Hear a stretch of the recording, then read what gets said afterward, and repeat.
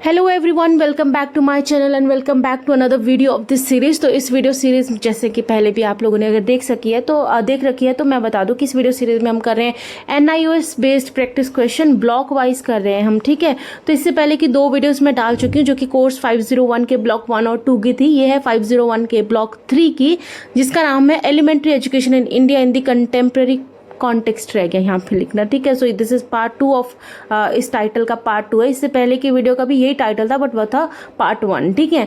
So this video is presented by me. मेरा नाम सुमीत है। आज की वीडियो की शुरुआत करते हैं हम पहला क्वेश्चन के साथ, जो कि है The Jomtien Conference held in March 1990 was a major event focused on, ठीक है। तो मुझे नहीं पता मैं इसका करेक्ट नाम प्रोनाउंस कर पा रही हूँ या नहीं, पर हम देख लेते हैं कि इन्होंने पूछा है जो 1990 में जोमथियन कॉन्फ्रेंस हुई थी वो किस चीज़ पे फोकस थी। तो आपके ऑप्शंस है a teacher training and curriculum development, teacher की ट्रेनिंग के लिए या सिलेबस की या करिकुलम की डेवलपमेंट के लिए। बी एजुकेशन फॉर ऑल, ये मतलब this is a grand term education for all या EFA जो है, जैसे कि UEE एक इंपॉर्टेंट टर्म थी ना, यूनिवर्सलाइजेशन ऑफ एलिमेंट्री एजुकेशन, वैसे ही EFA भी एक अच्छी मतलब इंपॉर्टेंट टर्म है।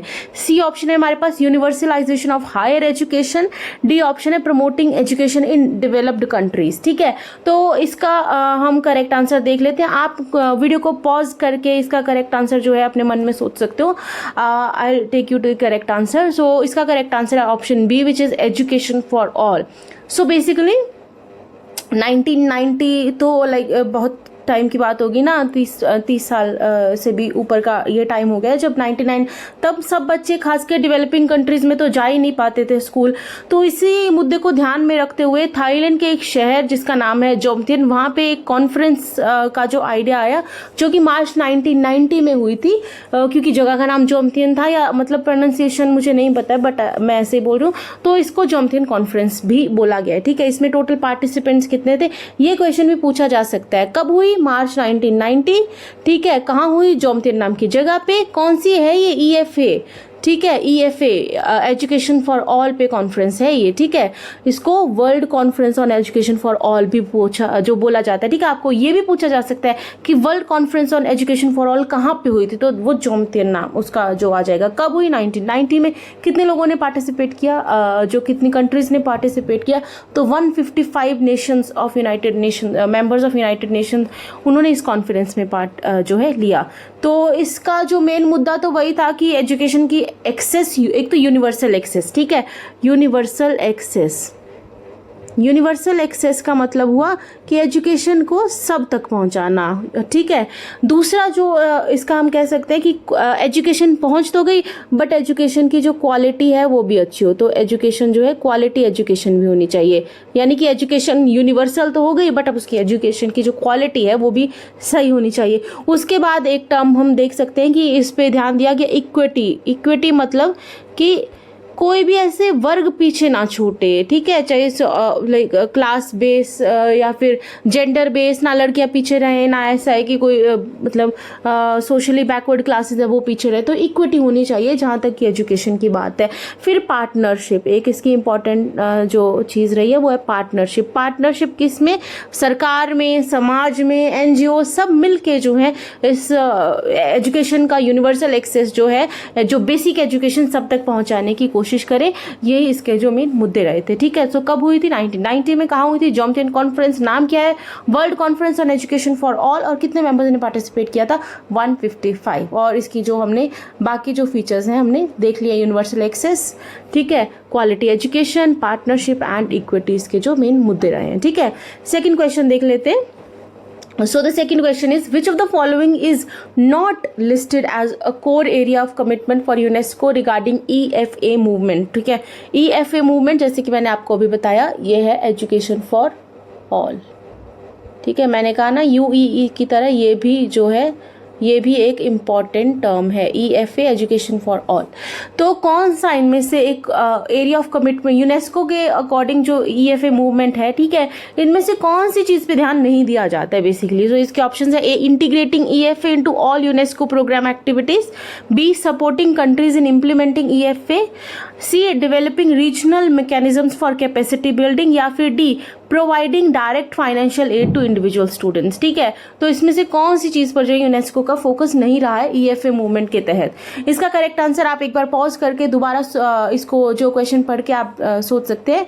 आई will take you directly to the correct answer. तो इसका correct answer option D, which is providing direct financial aid to individual students.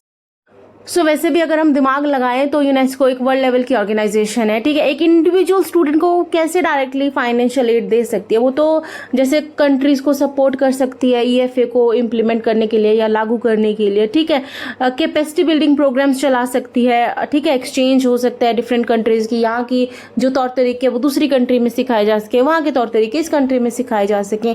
But आप खुद ही देख सकते हो कि मतलब हाउ इज इट पॉसिबल कि वो हर एक इंडिविजुअल स्टूडेंट को डायरेक्ट एक्सेस जो है डायरेक्ट फाइनेंशियल एड या फिर डायरेक्ट पैसे का जो मदद है वो कर सके। तो इसका करेक्ट आंसर हमारे पास डी है।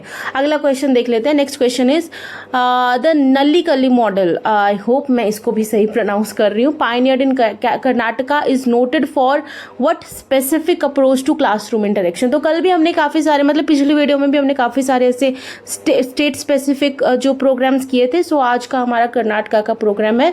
तो इन्होंने पूछा कि ये जो पर्टिकुलर मॉडल ऑफ एजुकेशन है नल्लीकल्ली, अगर किसी को इसका भी सही प्रोनाउंसिएशन पता हो तो वो मुझे बता सकते हैं। तो इनमें ये जो मॉडल है बेसिकली किस चीज़ पर बेस्ड है? ठीक है, इसमें ऑप्शन है हमारे पास A, it provides a more advanced curriculum for gifted students, की ये क्या गिफ्टेड स्टूडेंट्स के लिए बना है? ठीक है, जो हाई IQ स्टूडेंट्स होते हैं या जो वेरी क्रिएटिव स्टूडेंट्स होते हैं। Option B, it emphasizes the use of technology in the classroom, की क्लासरूम में टेक्नोलॉजी का यूज ज़्यादा हो, इस चीज़ पे एम्फेसाइज करते हैं। Option C, it groups children based on their learning levels to break social barriers, कि उनके लर्निंग लेवल्स के अकॉर्डिंग चिल्ड्रन की ग्रुपिंग होती है। क्या इस चीज़ का जो मेन पर्पज़ ये है? या D, it focuses on competitive sports to encourage team work, की इस चीज़ पे जो स्पोर्ट्स के एरिया में जो बच्चों में ध्यान दिया जाता है टू एनकरेज टीम वर्क। ठीक है, इसका करेक्ट आंसर एक बार आप पॉज करके आप दोबारा पढ़ के इसका करेक्ट आंसर लिख सकते हो या सोच सकते हो, बट मैं आपको इसका करेक्ट आंसर सीधा बताऊंगी। सो इसका करेक्ट आंसर है option C, that is it groups children based on their learning levels to break social barriers.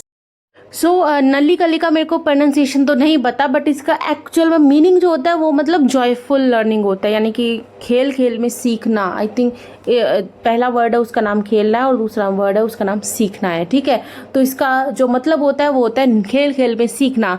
तो ये कर्नाटका गवर्नमेंट ने जो है लॉन्च किया था प्रोग्राम इन मिड 90s।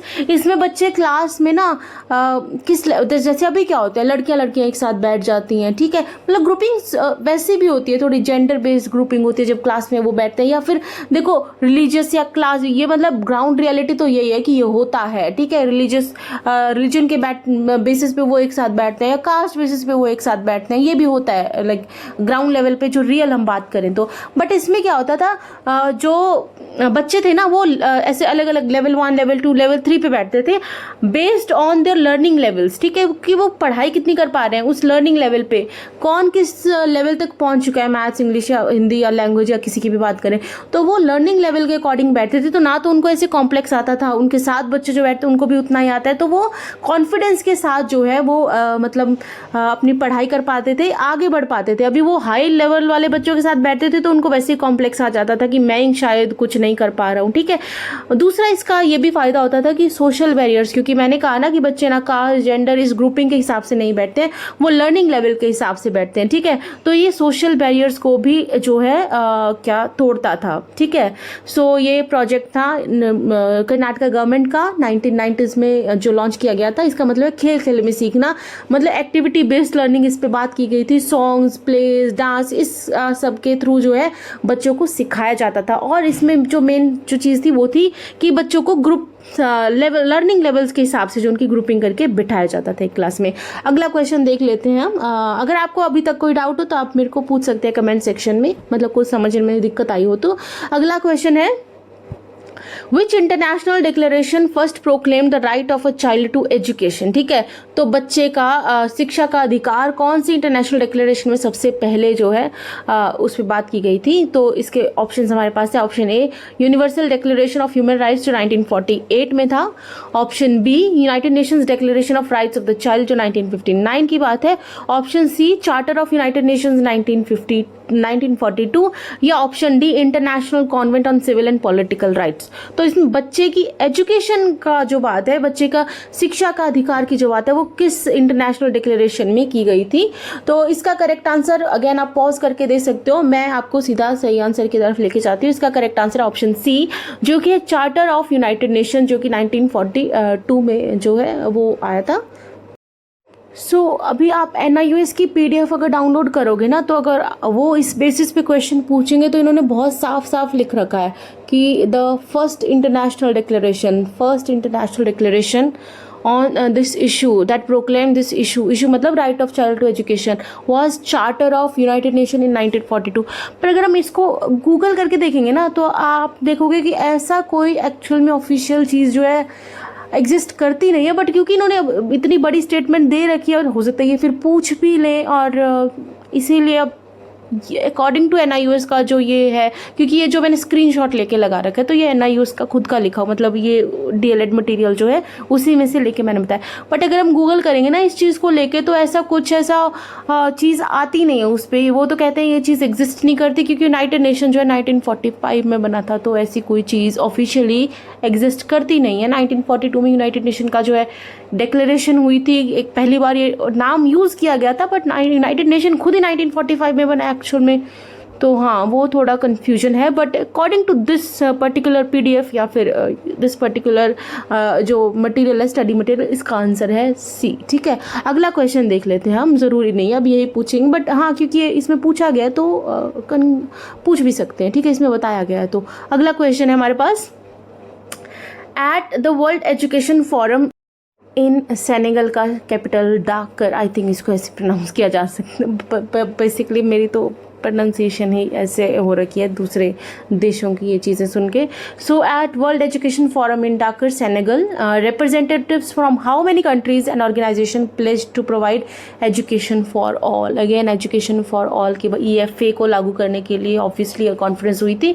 ठीक है, तो इसमें कितनी कंट्रीज ने पार्टिसिपेट किया था? तो इसके ऑप्शन है A 55 countries and 50 organization, option B है 100 countries and 100 organization, option C है 155 countries and 150 organizations, option D हमारे पास है 200 कंट्रीज एंड 200 ऑर्गेनाइजेशन। इसका करेक्ट आंसर हम देख लेते हैं। इसका करेक्ट आंसर जो है हमारे पास है option C which is 155 countries and 150 organizations. तो डाकर जो नाम की जगह पर है, ये वर्ल्ड एजुकेशन फोरम जो है, देखो 1990 में क्या आया था? 1990 में आया था एजुकेशन फॉर ऑल। तो इसी को लागू करने के लिए, जैसे कि UEE को लागू करने के लिए, वैसे EFA को लागू करने के लिए काफ़ी सारे देशों में जो है अलग अलग प्रोग्राम्स लागू किए गए, जैसे कि इंडिया में भी सर्व शिक्षा अभियान जो लेकर आई सरकार। तो ऐसे ही एक इसी चीज़ को आगे बढ़ाने के लिए एक और एजुकेशन फोरम था डाकर सेनेगल में। कब था? 2000 में। ठीक है, ये 2000 में था। और इसका जो ये ऑर्गेनाइजर था वो था यूनेस्को। ठीक है, इसका ऑर्गेनाइजर यूनेस्को था। इसमें भी जो मेन पर्पस तो यही था कि बेसिक जो एजुकेशन है जो वो सब तक पहुंचाई जा सके। ठीक है, इरिस्पेक्टिव ऑफ कि वो किस कैटेगरी से, कैटेगरी इन द सेंस कि किसी सोशल स्टेटस से या जेंडर से, उसके रिस्पेक्टिव जो सबको वो पहुंचाई जा सके। तो जोमतियन में जो चीज़ें हुई थी तो उनमें कितना एक्शन लिया गया है, कितनी अचीवमेंट हुई है, कितना प्रोग्रेस हुआ है, उस सब चीज़ को इसमें डिस्कस किया गया था। और इसमें जो डाकर फ्रेमवर्क फॉर एक्शन अडॉप्ट हुआ था। और इसके जो 4 पिलर्स हैं, 4 पिलर्स भी आपको आ सकते हैं ना कि पूछ लिया जाए, 3 दे दिए जाए और एक कुछ और लगा दिया जाए, जैसे learning to know, learning to do, learning to be और लर्निंग टू लिव टुगेदर के जगह पे कुछ और चौथा ऑप्शन दे दिया जाए और आपसे पूछ लिया जाए कि कौन सा जो है इस फॉरम का जो है या इस जो फ्रेमवर्क का पिलर नहीं है। तो ये भी आप याद रखो कि इसके 4 पिलर्स कौन से हैं, learning to know, learning to do, learning to be and learning to live together. So basically EFA को लागू करने के लिए ये अगेन एक फोरम था। ठीक है, जगह और जो देश हैं, कितने देशों ने पार्टिसिपेट किया, ये सब आपको याद रखना है। अगला क्वेश्चन देख लेते हैं। Next question is, Sarva Shiksha Abhiyan is a flagship programme for achieving ये तो मैंने पहले भी डिस्कस किया, इसका तो मैं सीधा आपको सिर्फ आंसर बताऊंगी, इसको हम डिस्कस बाद में नहीं करेंगे, पिछले वीडियो में ये डिस्कशन हो चुकी है, ठीक है। सो इसका ऑप्शन तो इट्स वेरी इजी, तो ऑप्शन आपके पास है यूनिवर्सलाइजेशन ऑफ सेकेंडरी एजुकेशन। ये सर्व शिक्षा अभियान जो है किस चीज़ के लिए लागू किया गया था?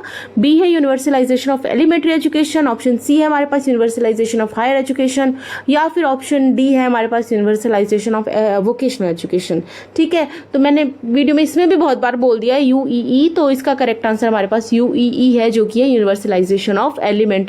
सो सर्व शिक्षा अभियान एसएसए जो है वो एक फ्लैगशिप स्कीम है। कौन सी स्कीम है? फ्लैगशिप होता है कि इस सेक्टर की सबसे इम्पोर्टेंट या प्रायोरिटी वाली स्कीम है, ठीक है। कब आई थी ये? 2000 में लागू की थी। इसका एम क्या था? इसका एम था यूईई, जैसे कि ऊपर देख सकते हो, 6 से 14 साल के बच्चों में बेसिक एजुकेशन जो है सब तक पहुंचाना, ड्रॉप आउट रेट कम करना, ठीक है, और जो है एनरोलमेंट रेशियो बढ़ाना, एक्सेस देना एजुकेशन की सबको, उसमें तो ये सब जो चीज़ें हैं इसमें इनका एम था, इस अभियान का एम था। और कब था ये? 2000 में इसको जो है इसका लॉन्च हुआ था, ठीक है। So the correct answer is UEE को लागू करने के लिए स्कीम बनी थी। नेक्स्ट क्वेश्चन हम देख लेते हैं। अगला क्वेश्चन है the issue of access to education is particularly important for the children from, कि इनमें से किन कैटेगरी के बच्चों को एजुकेशन की एक्सेस नहीं मिल पाती है, ठीक है। ऑप्शन है ज्योग्राफिकली रिमोट एरियाज, दूर दराज के लोग, पहाड़ों में, डेजर्ट एरियाज में, यहाँ के लोगों को। बी है अर्बन स्लम्स, ठीक है, मतलब जो मेट्रोपॉलिटन सिटीज़ हैं या बड़े बड़े शहरों के जो मतलब स्लम्स हैं वहाँ के बच्चों को। सी है एससीज एंड एसटीज, जो सोशल स्ट्रेटा में नीचे आते हैं वो लोग। या फिर डी है ऑल ऑफ द अबव, कि इन सभी कैटेगरी के बच्चों को जो है एजुकेशन की एक्सेस नहीं मिल पाती है, ठीक है। इसका करेक्ट आंसर हमारे पास है, ये भी इजी क्वेश्चन है, इसका करेक्ट आंसर हमारे पास है option D which is all of the above, ठीक है। तो ये जो बात है ना, मतलब ये जो ब्लॉक है इसमें एक इंक्लूसिव एजुकेशन का भी सेक्शन है इस ब्लॉक में, इंक्लूसिव एजुकेशन। तो उस इंक्लूसिव एजुकेशन में बात की गई है कि इंक्लूसिव एजुकेशन जब हम देखते हैं ना तो ज़्यादातर हमारे दिमाग में आता है फिजिकली जो थोड़ा डिसेबल्ड बच्चे होते हैं, ठीक है, स्पेशल नीड्स वाले, वो वाले बच्चे होते हैं। पर सिर्फ ये नहीं है, इसके अलावा जैसे अभी इसमें आया कि जोग्राफिकली रिमोट एरियाज़ के जो बच्चे होते हैं उनको भी एजुकेशन मतलब एक्सेस नहीं मिल पाती है, या स्लम्स के जो बच्चे होते हैं, या एससी चिल्ड्रन जो होते हैं, फिर उसके बाद स्पेशल नीड्स वाले बच्चे भी आते हैं। तो ये सब जो है इंक्लूडेड है जब हम इंक्लूसिव एजुकेशन की बात करें, कि इन सब तक जो है एजुकेशन पहुंचनी चाहिए, ठीक है। नेक्स्ट क्वेश्चन देख लेते हैं। अगला क्वेश्चन है हमारे पास, what is the primary function of SIDA? So SIDA का प्राइमरी फंक्शन क्या है? सो SIDA की अगर हम बात करें तो इसका जो फुल फॉर्म है वो हमारे पास आता है स्वीडिश इंटरनेशनल डेवलपमेंट एजेंसी, ठीक है। सो जैसे कि आप देख सकते हो स्वीडिश इंटरनेशनल डेवलपमेंट एजेंसी इसकी फुल फॉर्म है, यानी कि स्वीडन सरकार की एक एजेंसी है। तो इसका प्राइमरी फंक्शन क्या है? इसका फंक्शन ऑप्शन हमारे पास है to provide direct funding to individual, कि एक इंडिविजुअल बच्चे तक जो है डायरेक्ट वही फाइनेंशियल असिस्टेंस देना, to create partnerships with only government agencies, ठीक है, वर्ड है यहाँ पे ओनली, ठीक है। सी है हमारे पास to provide technical assistance and funding throughout the world, कि पूरे देश मतलब दुनिया भर में जो है असिस्टेंस देना। या डी है to focus solely on education in Europe, या फिर सिर्फ यूरोप की बात जो है यहाँ पर ये जो एजेंसी है ये करती है, ठीक है। ये जो टेक्निकल असिस्टेंस और फंडिंग है ना, ये एजुकेशन फील्ड में है, ठीक है, इसमें कंफ्यूज नहीं होना है। इसका करेक्ट आंसर हमारे पास है option C, to provide technical assistance and funding throughout the world, ठीक है। तो इसमें हम एजुकेशन की बात कर रहे हैं बेसिकली। सो इसकी फुल फॉर्म हमने पहले भी देखी है, इसकी फुल फॉर्म है स्वीडिश इंटरनेशनल डेवलपमेंट एजेंसी। सो इसमें ना सिर्फ एजुकेशन के फील्ड में काम किया जाता है बट बहुत सारी चीज़ों की बात होती है। बट हम एजुकेशन की अगर हम बात करें तो इंडिया के साथ भी मतलब ये बहुत सारे देशों को असिस्टेंस टेक्निकल और फंडिंग हमने देखा कि पहुंचाती है, ठीक है। तो नॉट ओनली मतलब सिर्फ देश जो है, इसमें NGOs, देखो NGOs भी है ना, तो हमारा जो बी ऑप्शन था ओनली गवर्नमेंट वाला, वो तो वैसे NGOs, मल्टीलेटरल कॉर्पोरेशंस, EU, ठीक है, वो सब ना, फिर वही है कि सब देश आ जाते हैं, ना सिर्फ यूरोप, ठीक है, वो सब है। बट इसमें अगर हम अपना देखें, मतलब अपना इंडिया का देखें, तो India has been recipient of Swedish bilateral development. India को भी ये जो असिस्टेंस मिली थी 1964, उसके बाद जो शिक्षा कर्मी प्रोजेक्ट है वो भी इम्प्लीमेंट किया गया था 1987 में SIDA यानी कि Swedish international development corporation agency के हेल्प के साथ। ठीक है, तो इसका जो मेन फोकस हालांकि रहता था Asia, Africa, south America, central America and eastern Europe की कंट्रीज। ठीक है, सो हाँ, शिक्षा कर्मी प्रोजेक्ट आप मेरे को कमेंट सेक्शन में बताओगे क्योंकि हम पिछली वीडियो में डिस्कस कर चुके हैं। अगला क्वेश्चन देख लेते हैं। नेक्स्ट क्वेश्चन है हमारे पास, the national curriculum framework NCF 2005 recommends that learning should be shifted away from। ठीक है, तो जो NCF 2005 है वो रेकमेंड करते हैं कि लर्निंग को यानी कि सीखने को किस चीज़ से दूर लेके जाना चाहिए, शिफ्टेड अवे फ्रॉम। ठीक है, तो ये बहुत इजी क्वेश्चन है। इसके ऑप्शन है हमारे पास, ऑप्शन ए है चाइल्ड सेंटर्ड अप्रोचेस से दूर, दूर किस चीज़ से लेके जाना चाहिए वो देखना है हमें। ठीक है, ऑप्शन बी है रोट मेमोराइजेशन की जो रट्टा मारते हैं बच्चे उस चीज़ से, सी है कोऑपरेटिव लर्निंग, डी है एक्टिविटी बेस्ड लर्निंग। तो किस चीज़ से बच्चों को दूर करना चाहिए? सो इसका correct answer, it's very easy, correct answer है जो रोट मेमोराइजेशन है, यानी कि जो रट्टाफिकेशन जो बच्चे करते हैं ना, इससे हमें लर्निंग को दूर लेके जाना चाहिए। ठीक है, सो यहाँ पे ये दिया गया। बाकी किन चीज़ों पे फोकस रहता है? नॉलेज को बच्चे के रियल लाइफ एक्सपीरियंस से कनेक्ट करना, स्कूल के बाहर कनेक्ट करना। ठीक है, एग्जामिनेशन को रिजिड नहीं रखना, ज़्यादा फ्लेक्सिबल करना उनका। ठीक है, जैसे CCE जैसी जो चीज़ें हैं वो लागू करी गई। फिर अंडर प्रिविलेज सेक्शंस तक भी एजुकेशन और स्किल्स को पहुंचाना इसका जो मेन मकसद रहा है। बट हाँ, किस चीज़ से दूर लेके जाना है वो है रोट मेमोराइजेशन। लास्ट क्वेश्चन इस वीडियो का है, national curriculum framework for teacher education NCFTE 2009-10 recommends which approach for curriculum transaction in teacher learning। तो NCF तो बच्चों के लिए था, NCFTE यानी कि जो टीचर ट्रेनिंग DLED BEd वगैरह प्रोग्राम होते हैं उन सब का जो करिकुलम होता है वो क्या रेकमेंड करता है कि टीचर ट्रेनिंग में किस अप्रोच को ध्यान में रखते हुए जो करिकुलम है वो बनाया जाना चाहिए। तो इसके ऑप्शन है, option a single component focused only on theoretical knowledge, सिर्फ थ्योरी बेस्ड जो वो पूरा जो करिकुलम बने, लेक्चर ओनली अप्रोच हो, या फिर थ्योरी, पेडागोजी और प्रैक्टिकम का एक कॉम्बिनेशन रहे। ठीक है, या फिर है system that excludes practical activities. देखो इसका भी अगर हम ऑप्शंस भी देखें ना तो बहुत इजी इसका आंसर बनता है। बाकी तो तीन ही नेगेटिव इतने हैं कि हमें लगेगा कि चलो ग्राउंड लेवल पे तो जो भी होता है, बट गवर्नमेंट ने तो नहीं लिखा होगा कि ऐसा होना चाहिए, है ना, कि सिर्फ थ्योरी बेस्ड नॉलेज दो या लेक्चर बेस्ड नॉलेज दो या प्रैक्टिकल एक्टिविटीज और फील्ड वर्क जो बिल्कुल भूल ही जाओ।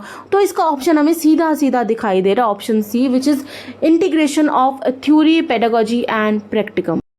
सो जब हम टीचर ट्रेनिंग के करिकुलम की बात करें तो ये जो तीन वर्ड्स हैं ना, ये बहुत बार इस मॉड्यूल में या इस ब्लॉक में रिपीट हुए हैं, जो कि आपको याद रखने, वो है theory, practical, theory, pedagogy and जो प्रैक्टिकम है। ठीक है, तो ये तीनों चीज़ इंक्लूड करनी चाहिए। थ्योरी यानी कि नॉलेज भी आपको होनी चाहिए, जो हम करते हैं ना, साइकोलॉजी पढ़ते हैं या फिर इस सब्जेक्ट को कैसे पढ़ाना, ये टेक्निक है, इसकी नॉलेज भी होनी चाहिए। प्रैक्टिकल थ्योरी, थ्योरेटिकल नॉलेज होनी चाहिए।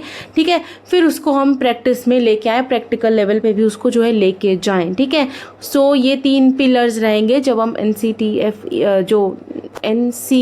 NCFTE की बात करें। ठीक है, टीचर ट्रेनिंग के करिकुलम की बात करें। So this is all for this video. I hope आपको ये वीडियो अच्छी लगी होगी और आपका थोड़ा प्रैक्टिस हो गई होगी।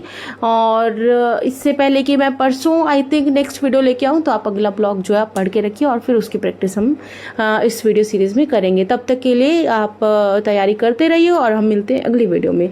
तब तक के लिए bye bye and best of luck.